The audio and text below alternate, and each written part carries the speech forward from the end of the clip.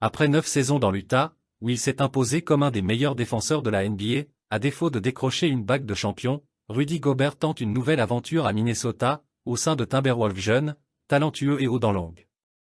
Après une élimination au premier tour par les Mavericks de Luka Doncic au printemps, synonyme de nouvelle désillusion en playoffs, la fin d'une ère sonnait chez les Jazz. Et le pivot français n'a pas caché son émotion au moment des adieux. Je suis reconnaissant pour ces années passées dans l'Utah. Arrivé jeune homme, j'y suis devenu homme. Et je serai toujours un Jazz. Le voilà désormais joueur des Wolves, excité de se retrouver dans un nouvel environnement, une nouvelle ville, disait-il en juillet après l'officialisation de son échange contre 5 joueurs et 4 choix de premier tour de draft à venir, 2023, 2025, 2027 et 2029. Oui, la franchise de Minneapolis, qui devra en outre régler son salaire, 170 millions de dollars sur les 4 prochaines saisons, a payé cher pour s'offrir l'intérieur de 30 ans, qu'elle voit comme le joueur capable de lui faire passer un cap.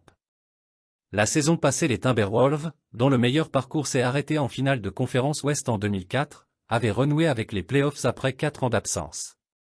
Si le pivot Karl Anthony Towns et l'arrière Anthony Edwards ont été les moteurs offensifs de l'équipe, les carences défensives ont été rédhibitoires. Or c'est bien pour renforcer ce secteur que Gobert a été recruté.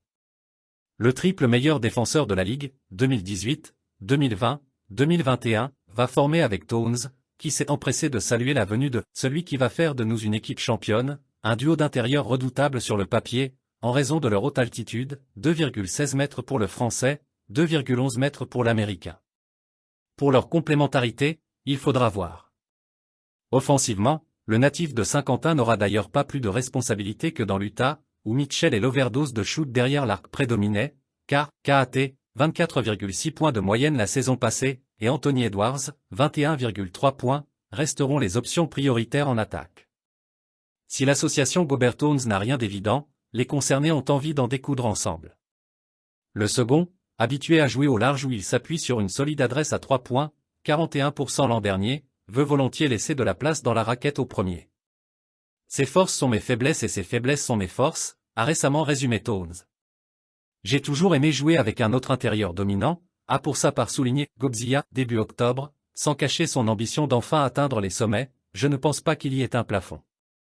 Quand on regarde l'effectif et le talent que nous avons, c'est assez incroyable.